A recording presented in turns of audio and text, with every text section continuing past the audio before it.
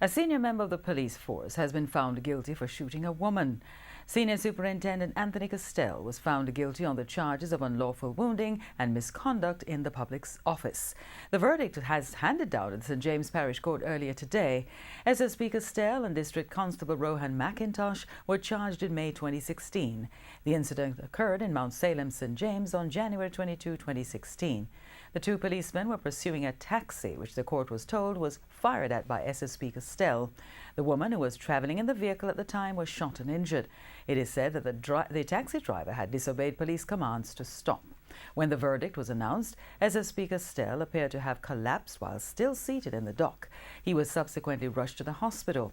His attorney, Althea Grant, told our news centre that her client is receiving treatment. However, she declined to comment on the nature of his illness.